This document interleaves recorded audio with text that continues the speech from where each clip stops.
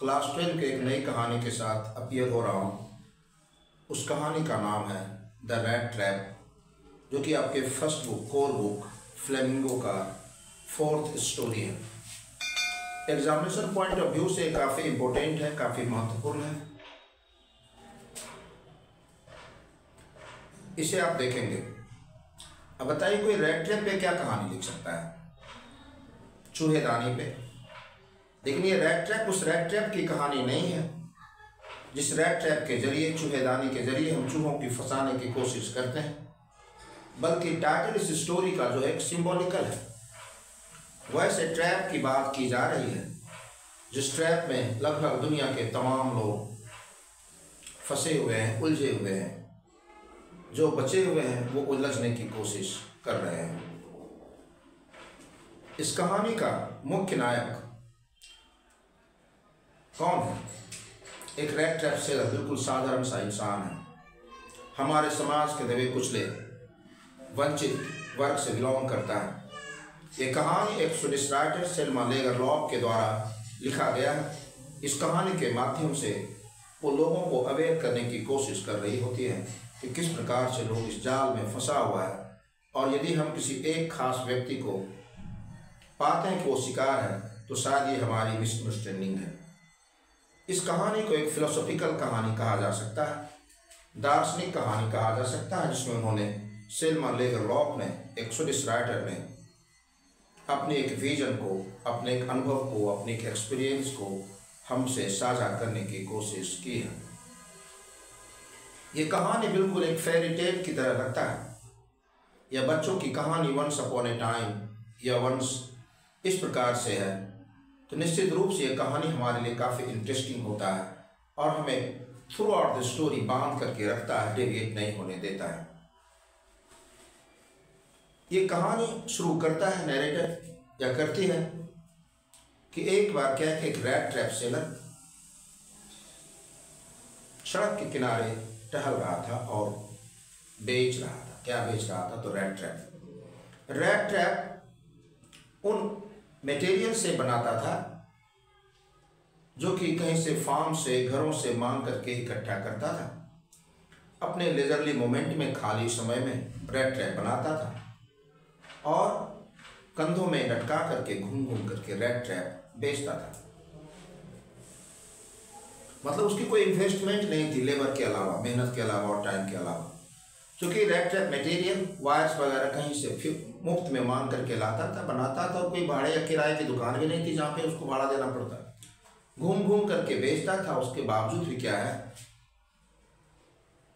उसकी भूख क्षुधा नहीं मिटती थी, ज़रूरतें पूरी नहीं होती थी। सो ही डिड 2 more थिंग्स। 2 और चीज़ करता था। किन किन चीज़ों को? तो पेटी थिफरी, छोटी मोटी चोरी कर लिया करता था, और बेगिंग, भिक्षावृत्ति भी करता था। इन 3 कामों के बाद भी इस प्रकार के जैसे व्यक्ति दिखने चाहिए वैसे ही दिख रहा था। हिज बियर्ड हैड ग्रोन, दाढ़ी बढ़ चुकी थी। चिक्स हैड संकन, गाल धसे हुए थे। ही वॉज इन टैटर्ड, कपड़े फटे चिथड़े थे। And hunger gleamed in his eyes, और उसके आंखों में भूख क्षुधा दिखाई पड़ती थी। एक दिन वो टहल रहा था। He was flooring on the road, सड़क पे टहल रहा था। And naturally thinking about the rat traps which he made and sold, और स्वाभाविक तौर पे जिस दुनिया से हम जुड़े होते हैं उसी दुनिया के बारे में सोचते हैं, या जो हमारी टेस्ट होती है, तो स्वाभाविक रूप से वो अपने रैट ट्रैप के बारे में सोच रहा था, जिसे वो बनाता है और घूम घूम करके गलियों में बेचता है। Ultimately a philosophical idea struck to his mind, एक दार्शनिक आइडिया उसके मन में आता है, और पूरी दुनिया की तुलना वो एक रैट ट्रैप से कर देता है। कैसे रैट ट्रैप से कर देता है? उसके मन में आता है कि जिस प्रकार से रैट ट्रैप रैट को, चूहों को फंसाने के लिए डिलीशियस थिंग्स को, पोर्क को या बीफ को या और किन्हीं चीज़ों को, पनीर के टुकड़े को, चीज़ के रिंड को टांगता है, जैसे चूहा उसे टच करता है, रैट टच करता है, उसकी दुनिया उसी में बंद हो जाती है। अब समझिए, अब उसका खाने पर कम ध्यान है, बाहर निकलने की पूरी कोशिश करता है, इधर से इधर दौड़ता है। somehow he wants to come out, इधर ये अंदर जो है वो बाहर निकलने की कोशिश कर रहा है, और बाहर जो है वो लुभावनी दुनिया में अंदर जाना चाहता है। अंदर वाला चूहा उसे कहता है मत आओ भाई, बहुत खतरा है। बाहर वाला चूहा को लगता है अरे अपनी एंजॉय कर रहा है, हमको रोकता है। तो किशोर कुमार के गाना का लाइन याद आ जाता है, समा कहे परवाने से परे चला जा, मेरी तरह जल जाओगे इधर नहीं है। एक गाना है, प्यार दीवाना होता है मुस्ताना होता है, हर खुशी से हर गम से बेगाना होता है, उसी का ये एक लाइन है। समा मतलब दीप, परवाना कीट पतंग, उसको रोकता है समा कि मत आओ भाई, जैसे हम जल रहे हैं वैसे तुम भी जल जाओगे। लेकिन उसको लगता है नहीं, जलने में ही मजा आता, आओ भाई झोंसाओ, तुम भी झोंसा जाओ उसमें, जलो, तब समझ में आ जाएगा। तो बताता है कि जिस प्रकार से चूहा को लुभाने के लिए डिलीशियस थिंग्स रैट ट्रैप में डाल दिया जाता है, उसी प्रकार से दुनिया इंसानों को फंसाने के लिए इसी प्रकार के लुभावनी चीजों को देता है। जैसे वो बेट को टच करता है, दुनिया में उलझ जाता है, फंस जाता है। जब उसको लगता है कि नहीं, मैं इस ट्रैप का अकेला शिकार नहीं हूं, और लोग भी हैं, तो निश्चित रूप से क्या होता है, ये मुस्कुरा बैठता है, इसको खुशी हो जाती है, चलो अकेला नहीं है, और बहुत सारे लोग उलझे हुए हैं। एक दिन क्या होता है कि वो टहल रहा होता है, अंधेरा हो रहा होता है, सड़क के किनारे एक कॉटेज को वो देखता है। ही रैप्स ऑन द डोर, दरवाजे पे दस्तक देता है, वहां ठहरना चाहता है। घर का जो मालिक था, old man, he lived alone without wife and children, बीवी ही नहीं थे तो बच्चे कहाँ से रहेंगे, तो बिना पत्नी के बच्चे को अकेला रहता। तो उसको लगता चलो कोई तो मिला, अपने दिल की बात हाल दिल सुनाएंगे, उसे बांटेंगे दुख गम गुफ्तगू के जरिए। उसका वेलकम करता है, अंदर ले जाता है, उसे हलवा का बर्तन चढ़ाता है, पॉरिज का पॉट चढ़ाता है, हलवा बनाता है, खिलाता है। फिर अपना ये टोबैको का रोल बनाता है, दोनों के पाइप के लिए जो सफिशिएंट था, दोनों फिर धूम्रपान करता है, स्मोकिंग करता है। ताश ओल्ड बैग कार्ड था, उसको निकालता है, और ताश का एक खेल खेलता है जिसका नाम है एम जोलिस। ध्यान रखेंगे, ऑब्जेक्टिव में आपको पूछ सकता है। तो एम जोलिस का गेम खेलता है, बहुत सारा बात करता है, टॉकेटिव होता है। कौन? जो घर का मालिक था, क्रॉप्टर, उसको यहाँ पे वर्ड यूज किया गया, उसके लिए क्रॉप्टर। और जो रैट ट्रैप सेलर है, उसके लिए जो वर्ड यूज किया गया पेडलर। ध्यान दीजिएगा, पेडलर PEDDLER, और क्रॉप्टर CROFTER। तो क्रॉप्टर जो है पेडलर को काफी सम्मान देता है, हलवा खिलाता है, स्मोकिंग करता है, बहुत सारी बातें करता है। बताता है कि in my days of prosperity, अपनी उन्नति के दिनों में राम जो आयरन वर्क में काम करता था, लेकिन अभी मेरे पास क्या है कि एक गाय है जो कि क्रीम युक्त मिल्क देती है, यही मेरा सहारा है। इसी से दूध बेचते हैं और जीवन चलता है। लास्ट मंथ मुझे 30 क्रोनर मिला था, स्वीडन का मुद्रा क्रोनर हो गया, तो 30 क्रोनर मिला था। उसको चूंकि इंक्लूडस पाता है, इतने सारे शेयरिंग के बावजूद, फीलिंग शेयर करने के बाद भी, इसलिए क्या करता है, वो बैग को लेदर पॉच को निकालता है, उसे 30 क्रोनर 10 के नोट में 3 क्रोनर 3 था 10 के नोट में, तो 30 क्रोनर दिखाता है, फिर उसी लेदर के पॉच में रखता है, वहीं पे नेल जो विंडो सील पे ठोकी हुई थी उसी पे टांग देता है, फिर सो जाता है। सुबह घर का मालिक मतलब क्रॉप्टर जल्दी उठता है, अपनी गाय को दूहने के लिए चला जाता है, और जो रैट ट्रैप सेलर जिसको पेडलर कहा गया है, उसको ये अनुचित लगता है कि घर का मालिक जब उठ गया तो मेरा सोया रहना इमोरल है, ठीक नहीं है, अनुचित है। वो भी उठ जाता है, फिर वो दूध करके आता है, अपने घर के दरवाजे को बंद करता है, की को अपने पैकेट में रखता है, and both of them departed in 2 distinct directions. Rat trap seller उसे थैंक यू और गुड बाय कहता है, थैंक यू इतने वार्म रिसेप्शन के लिए जो कि उम्मीद वो नहीं किया था, क्योंकि जहाँ कहीं भी वो जाता था उसे चेज अवे भगा दिया जाता था, और ये इसके एक्सपेक्टेशन से बियॉन्ड था कि उतनी उसे सम्मान दिया था। तो उसके लिए थैंक यू कहता है, और चूंकि जो दोनों 2 दिशा में जाने लगते हैं अपने, तो गुड बाय भी कहता है। लेकिन कुछ देर के बाद, after some time, the rat trap seller inspired returns, वो लौट जाता है। He didn't try to enter the room, और कॉटेज में घुसने की कोशिश नहीं करता। On the country, he broke the window pane, खिड़की के शीशे को तोड़ देता है। स्टिक इन हिज हैंड, अपने हाथ को अंदर घुसाता है, लेदर पॉच को निकालता है, 30 करोनर ले लेता है, अपने पैकेट में रखता है, डालता है और फिर लेदर पॉच को वहीं पे टांग देता है और फीलिंग स्मार्टनेस महसूस करते हुए started walking on the road पर चलने लगता है। लेकिन अचानक क्या होता है, उसके मन में एक आइडिया आता है। उसको लगता है इसी प्रकार से चलते रहे, क्योंकि वो चोरी कर लिया था, उसकी चैन खत्म हो गई थी। चोर आदमी को चैन नहीं मिल सकता, समझिएगा।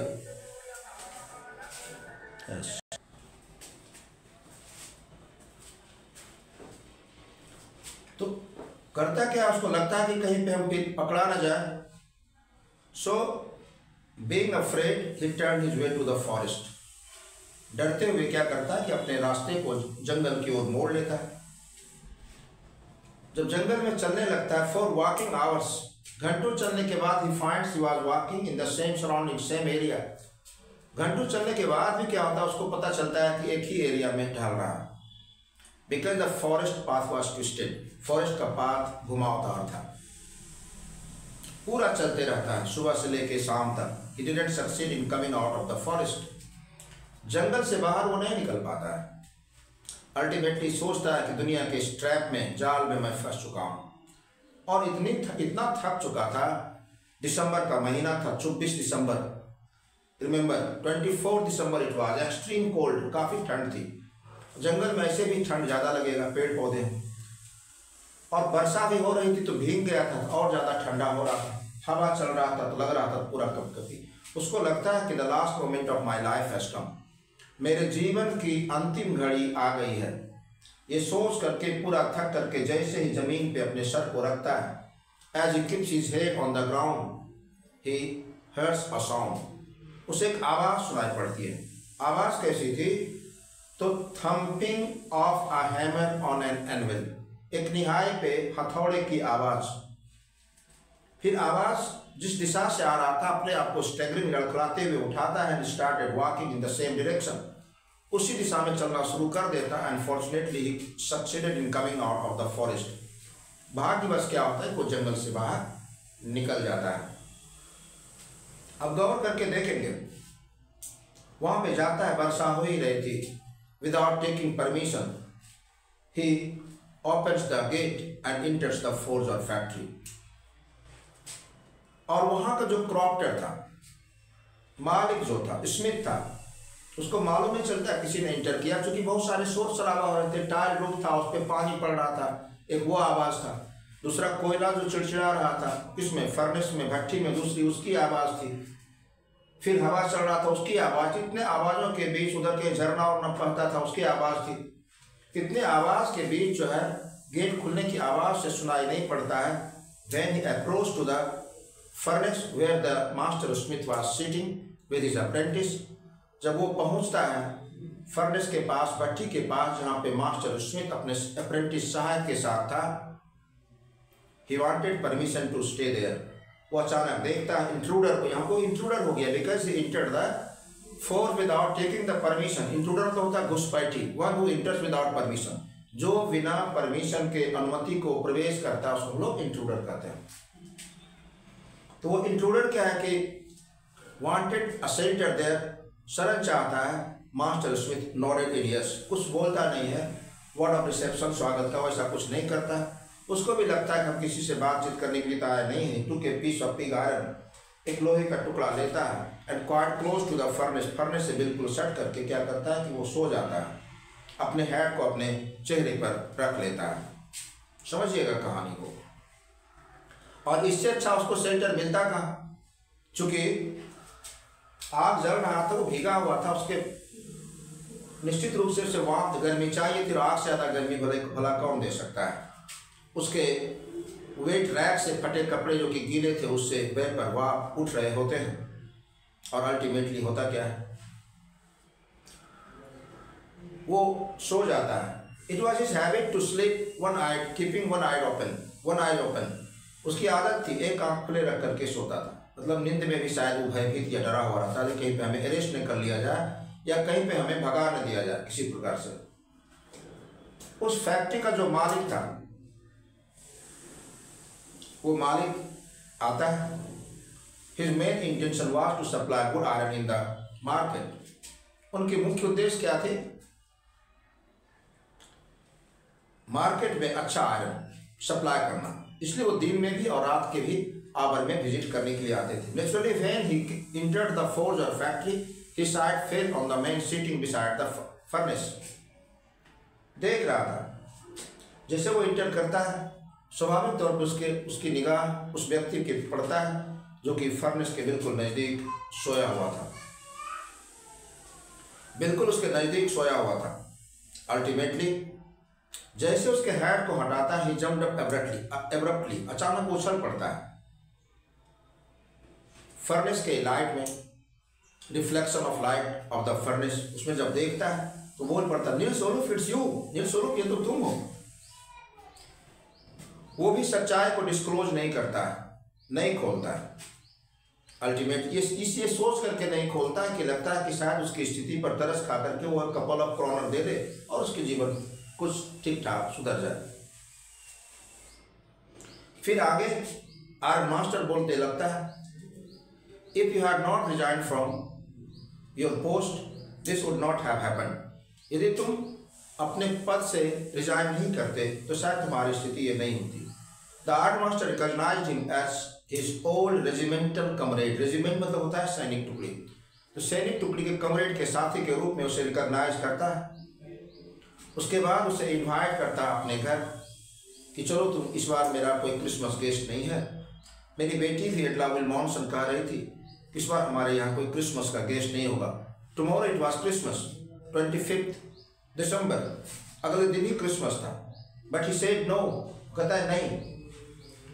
आयरन मास्टर को लगता है कि शायद ये मिजरेबल क्लॉथ के चलते, बुरे स्थिति के चलते हमारे जैसे घर में वो नहीं आना चाहता है। So he starts describing. The next day it was Christmas and the iron master invited the peddler or the rat trap seller his home as a Christmas guest. अगले दिन क्रिसमस था। Iron master red trap seller को, peddler को misjudge करता है कि उसका old regimental comrade है, एक कैप्टन के रूप में उसको पहचानता है, अपने घर क्रिसमस गेस्ट के रूप में इनवाइट करता है, लेकिन वो नकार देता है। He became alarmed. वो सोचता है कि जानबूझ करके शेर के मान में जाना उचित नहीं है। He was suspicious, he was afraid. वो डरा हुआ था कि कहीं फिर हमें गिरफ्तार न कर लिया जाए। That's why he refused to accept his invitation. इसलिए क्या है कि वो रिफ्यूज कर देता है, उसके इन्वाइटेशन को स्वीकार करना नहीं चाहता है। ये सोचता है कि शायद ये मिजरेबल क्लॉथिंग में है, माजरी में है, इसलिए हमारे प्रपोजल को, प्रस्ताव को नहीं स्वीकार कर रहा है। इसलिए वो बताना शुरू करता है कि तुमने सुना होगा कि मेरी पत्नी एलिजाबेथ की मृत्यु बरसों पहले हो गई। दूसरी चीज़, मेरे जो बेटे हैं वो विदेश में रहते हैं। I live with my eldest daughter Edla Willmansson. मैं अपने सबसे बड़ी बेटी एडला विल्मॉन्सन के साथ रह रहा हूँ। Still he said no no and again no. बार बार नहीं करके ठुकरा देता है। तो फिर आयरन मास्टर उसे वहीं पे छोड़ देता है, अपने मास्टर स्मिथ को कह करके कि शायद कैप्टन आज रात यहीं पे सोना चाहता है। He returns home. वो घर लौट जाता है। And sends his eldest daughter Edla Willmansson. वहाँ पे भेजता है कि शायद उसके पास परसुएड करने की, मनाने की ज़्यादा ताकत है, तो शायद वो आ जाए, कैपेसिटी है इसलिए आ जाए। वो एक वैलेट को, स्टाफ को लेती है जो कि फर कोट अपने हाथ पे लिए रहता है। जैसे उसके चेहरे से टोपी को हटाती है, उसका एक आंख खुला हुआ ही था, वो अचानक उछल पड़ता है। एडला शीघ्र ही समझ जाती है कि this man has either committed theft और एस्केप्ड फ्रॉम प्रिजन। ये व्यक्ति या तो चोरी किया है या फिर प्रिजन से, कैद से भागा हुआ एक कैदी है। फिर भी उसे कहता है I am so sorry captain. उसके मजरेबल कंडीशन पर दुख व्यक्त करती है, खेद व्यक्त करती है और बताती है कि मेरे फादर ने बताया कि आप आज रात यहाँ पे ठहरना चाहते हैं, लेकिन मैंने उनसे परमिशन लेकर के आया है। आप मेरे प्रस्ताव को, प्रपोजल को क्रिसमस गेस्ट के रूप में स्वीकार कर लें। और झुक करके वो वैलेट जो होता है उसे कोट ऑफर करता है, फर कोट। वो इनकार नहीं कर पाता, उस फर कोट को अपने रैक्स पे चढ़ाता है और ये सोचते हुए कि आज शेर के मान में मैं फंसने जा रहा हूँ, वैगन पे, गाड़ी पे चढ़ करके चला जाता है। फादर के जब घर पहुंचती है तो फादर से वो चर्चा करती है कि वो कैप्टन जैसा नहीं लगता है। उसके फादर बताते हैं कि वो शायद वो मजरेबल स्थिति में है, कंडीशन में है, इसलिए वो नहीं लगता। Let him B fresh first, उसे पहले फ्रेश तो होने दो। वैलेट क्या करता है, उसके दाढ़ी को सेव करता है, बाल काटता है, फिर उसे नहलाता है और आयरन मास्टर का पेंट कोट उसे पहनने के लिए दिया जाता है। When he came into light during the day, जब दिन में लाइट में प्रकाश में आता है, किसके सामने, आयरन मास्टर के सामने, तो समझ जाता है अपनी गलती को और उसका पूछता है कि क्या है ये। अब इसका जो स्प्लेंडर था, गौरव था, चमक था, तत्काल था, 4 दिन की चांदनी फिर अंधेरी रात। उसे बताता तुमने मुझे धोखा दिया है।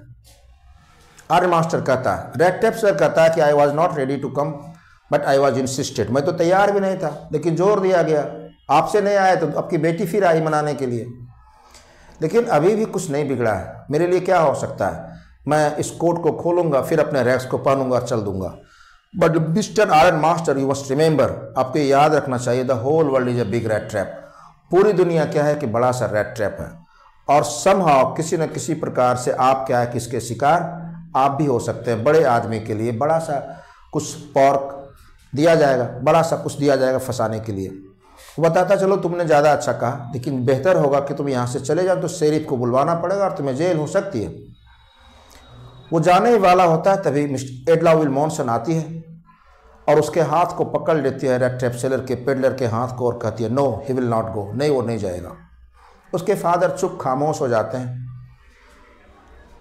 चूंकि एडला विल्मॉन्सन उसे क्यों रोकती है, क्यों चेज अवे नहीं करना चाहती है। एक तो ड्रीम देख रहे थे कि हमारा एक पुअर हंग्री रेस के साथ जो है क्रिसमस मनेगा, उसका स्वागत करेंगे, और दूसरा she thought it impolite to chase away the man whom she had invited as a Christmas guest. उस व्यक्ति को भगाना निश्चित रूप से असभ्यता होती जिसे वो इतने इंसिस्ट करके क्रिसमस गेस्ट के रूप में इनवाइट किया था।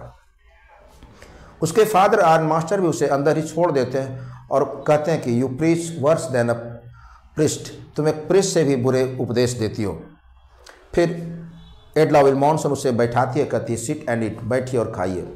वो खाता है, फिर क्या करता है, एक गेस्ट रूम में सोए रहता है। ही ट्रेवल्स नन, किसी को कोई कष्ट या दिक्कत नहीं पहुंचाता, केवल सोए रहता है। ऐसा लगता है कि वर्षों से वो डीप स्लीप, राहत का, चैन का, अमन का नींद नहीं लिया हो। फिर दोपहर के खाने का समय होता है, उसे उठा दिया जाता है, फिर वो खाता और फिर सोने के लिए चला जाता है। रात में क्रिसमस के ट्री को सजाया जाता है, पूरा लाइट वगैरह किया जाता है। इसके भी हिस्से फिश, पोरिश, मछली, हलवा जो भी बना हुआ था खाने के लिए, उसको कहा जाता है। सबको फिर विश किया जाता है, हैप्पी क्रिसमस, मैरी क्रिसमस, जो भी है। जब एडला विल्मॉन्सन के पास वो आता है तो एडला कहती है कि ये फादर की विश है कि इस कोट को आप क्रिसमस के उपहार के रूप में रख लें। उसे आश्चर्य से वो देखता है, थैंक यू कहता है, मैरी क्रिसमस कहता है, फिर सोने के लिए चला जाता है। सुबह जब उठते हैं आयरन मास्टर, उसकी बेटी, दोनों चर्च जाते हैं। वो अभी तक पेडलर सोया हुआ था और जब चर्च पहुंचता तो चर्च में पता चलता है कि एक व्यक्ति जो कि घूम घूम करके रेड ट्रैप बेचता है, उन्होंने सड़क के किनारे वाले क्रॉफ्टर के यहाँ चोरी कर लिया है, रॉबरी कर लिया है। अब तो एडला यहाँ पे शॉक्ड, दुखी होती है। फादर उसको चिढ़ाते हैं, तंग करते हैं, कहते हैं पता नहीं अब तक कितने चांदी के चमचे बचे होंगे कपबोर्ड में। दोनों जल्दी जल्दी लौटते हैं और वैलेट से, स्टाफ से पूछते हैं कि वो रेड ट्रैप सेलर है या चला गया। बताता है नहीं, वो तो चला गया। Did he take away anything, क्या कुछ ले भी गया है? वो बताता है no he had left something, वो कुछ छोड़ गया है। क्या छोड़ गया है भाई? तो एडला देखती है, उस कमरे में जा करके देखती है, एक बंडल बना हुआ था। वो अच्छे से बंडल अप नहीं किया हुआ था, इसलिए कंटेंट जो उसमें रखा हुआ था रेड ट्रैप, वो विजिबल था। उसको देखती है, खुश होती है, जो भी था, क्योंकि उम्मीद किया जा रहा था कि वो कुछ चुरा के गया होगा, लेकिन इसके बदले वो कुछ छोड़ के गया था। और उस रेड ट्रैप में वो 3 जो है 10-10 का जो नोट था, क्रोनर का जो नोट था, उसमें रखा हुआ था और एक लेटर लिख करके, जिग जैग लेटर में किसी प्रकार से लिखा हुआ अक्षर में वो रखे हुए था।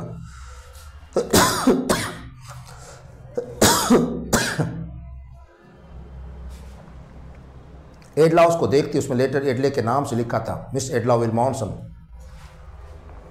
क्योंकि आपने मेरे साथ व्यवहार एक रियल कैप्टन की तरह किया, इसलिए इस ऑस्पिशियस ओकेजन पे, शुभ घड़ी पे, मैं भी एक सामान्य व्यक्ति की तरह एक रैट थेप की ओर से आपको चीट नहीं करना चाहता हूँ। ये 30 करोड़ के नोट बगल के सड़क के किनारे जो ये कॉटेज है उसके क्रॉप्टर की है, प्लीज़ उन्हें लौटा दें। And please accept my gift as a Christmas gift. और मेरा जो रेड ट्रैप एक सामान्य व्यक्ति के द्वारा दिए गए गिफ्ट को आप स्वीकार कर लें। Yours captain von Stahle. अपना सिग्नेचर भी वो कैप्टन वॉन स्टेहल के रूप में करता है ताकि एडलाविल मॉनसून का विश्वास नहीं टूटे। वो विश्वास को नहीं तोड़ता है, विश्वास को बनाए रखता है। इस स्टोरी के जरिए दिखाने की कोशिश नैरेटर करता है कि सभी में क्या है कि कुछ न कुछ एसेंशियल क्वालिटी होते हैं। केवल उसको अंडरस्टैंडिंग के जरिए, प्रॉपर लव के जरिए, प्रॉपर रिस्पेक्ट के जरिए इन चीज़ों को जगाया जा सकता है और आपके प्रॉपर सपोर्ट के जरिए हमारा चैनल ग्रो कर सकता है। इसलिए जो कोई भी अभी तक सब्सक्राइब नहीं किए हैं प्लीज़ सब्सक्राइब करिए, अधिक से अधिक लोगों तक पहुंचाने की कोशिश करिए, लाइक करिए, शेयर करिए, कमेंट करिए। कुछ समझने में दिक्कत हो तो निश्चित रूप से आप कमेंट के माध्यम से पूछिए, मैं क्वेश्चन आंसर के सीरीज़ में से सॉल्व करने की कोशिश करूँगा। Thank you.